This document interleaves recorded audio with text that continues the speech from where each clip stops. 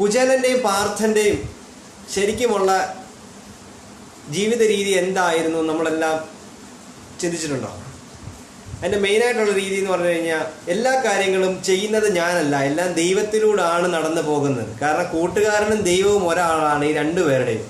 കുചേലൻ്റെ ആണെങ്കിലും പാർത്ഥൻ്റെ ആണെങ്കിലും അർജുനൻ്റെ ആണെങ്കിലും ഇവർ രണ്ടുപേരുടെയും ദൈവവും കൂട്ടുകാരനും ഒരാളാവുന്ന അവസ്ഥ. അപ്പം ഞാനായിട്ടൊന്നും ചെയ്തില്ല, എൻ്റെ കഴിവുകളെല്ലാം ഞാൻ ദൈവത്തിൽ അർപ്പിച്ചിരിക്കുകയാണ്. ദൈവമാണ് എല്ലാം ചെയ്യുന്നത്. ഞാൻ എന്ത് ചെയ്താലും അത് ദൈവം എന്നിലൂടെ ചെയ്യിക്കുന്നതാണ് എന്നാണ് ഇവർ രണ്ടുപേരും കരുതുന്നത്. അപ്പോൾ അവരുടെ ജീവിതത്തിൽ സക്സസ് ഉണ്ടായിരിക്കുന്നതും യുദ്ധഭൂമിയുടെ നടുക്കുണ്ടാകുന്ന സമയത്തും എല്ലാം ദൈവത്തിലൂടെയാണ് മുമ്പോട്ട് പോയിരിക്കുന്നത്, അല്ലേ? അപ്പം ശരിക്കും പറഞ്ഞു കഴിഞ്ഞാൽ ഈ യുദ്ധം തന്നെ ഒറ്റ നിമിഷം കൊണ്ട് അവസാനിപ്പിക്കാൻ അർജുനന് പറ്റുന്ന അസ്ത്രങ്ങളെല്ലാം അർജുൻ്റെ കയ്യിൽ ഉണ്ടായിരുന്നിട്ടും അതെല്ലാം നീതി എങ്ങനെയാണോ, ഒരു യുദ്ധനീതി എങ്ങനെയാണോ ആ നീതിക്കനുസരിച്ച് കോമ്പറ്റീഷൻ അല്ലെന്നുണ്ടെങ്കിൽ യുദ്ധം ചെയ്ത് തന്നെ തീർക്കുകയാണ് അതിനകത്ത്